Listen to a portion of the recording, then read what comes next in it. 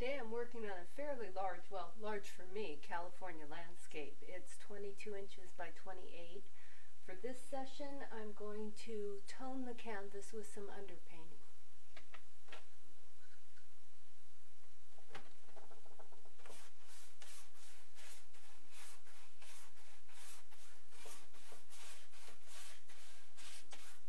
This is red oxide.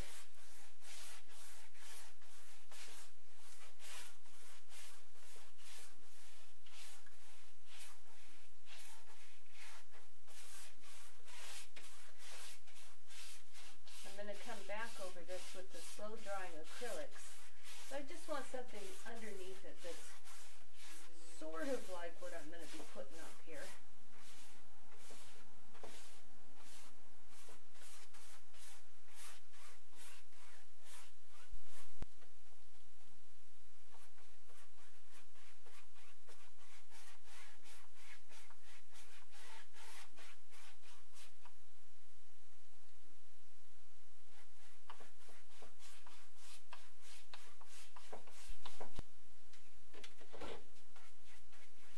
This is the underpainting, so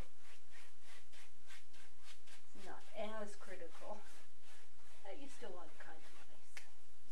It's not very smooth at all, is it?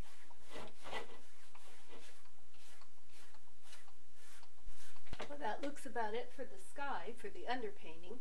Now I'm going to underpaint where the hill's going to be. That may raise up a little bit, but I don't want to do it too high because then it's really hard to bring it back down.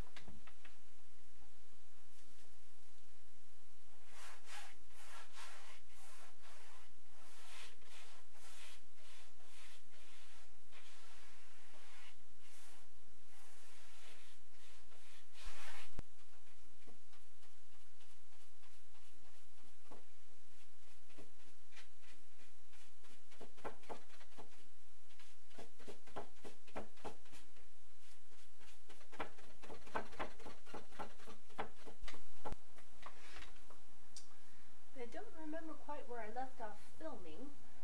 This is a landscape I've been working on, and for this one I decided I'd put in the man in the moon here. And I'm just finishing up the clouds.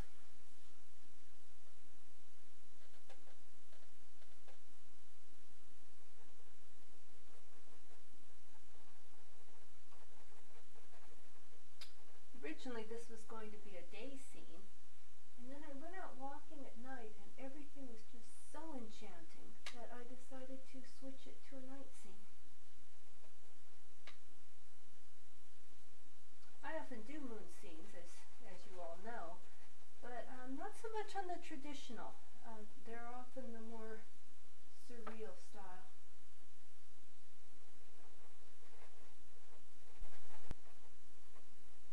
At this point I'm just playing around with the light, trying to somewhat determine where the moonlight would be hitting these clouds. This area is going to have an oak tree, so I've left that open on purpose.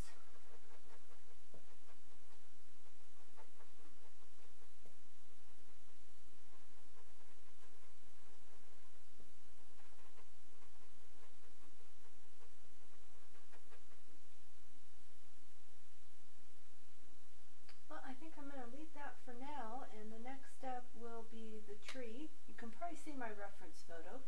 The tree and then the grasses. Well, I'm back to this landscape painting. I decided I'm going to put a bunch of ravens flying through the sky, but I think I was tempted to do that today just because it sounded like fun. But I think it would be better if I go ahead and put the oak tree in first, just so I can better place the ravens after seeing the oak tree, because I'm never exactly sure how far my oak trees are going to spread. Wouldn't want it cutting into half a raven or something.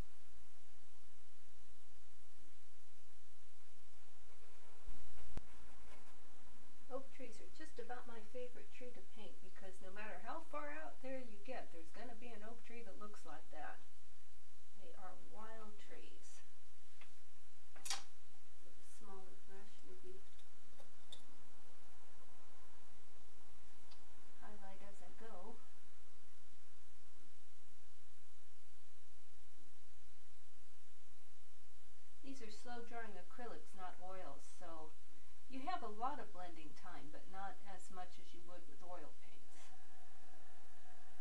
But they're less toxic and easier to clean up, so it's a good trade-off.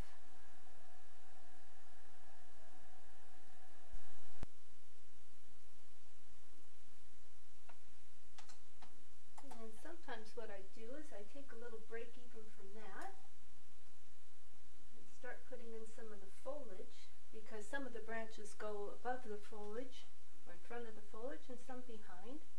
Also, it helps me shape the tree. Then I know where to put the branches if I get the overlying shape done.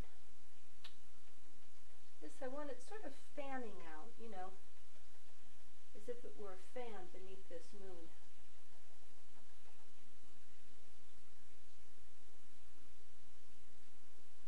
I'm roughly using this oak tree. This is from a rastradero, one of my favorite places to walk and a constant source of inspiration.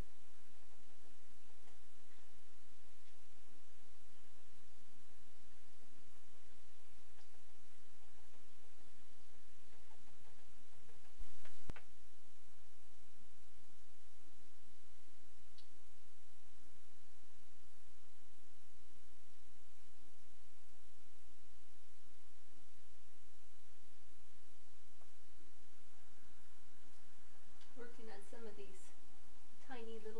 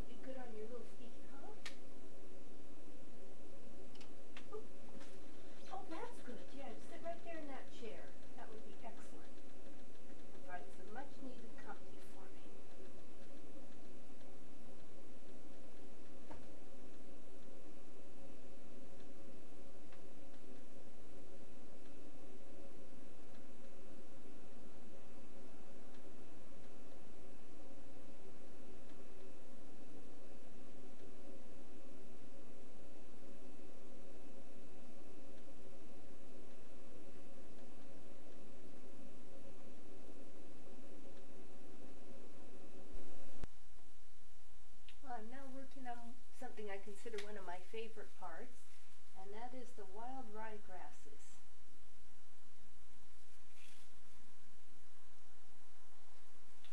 I like to show some close-up right in the front like this.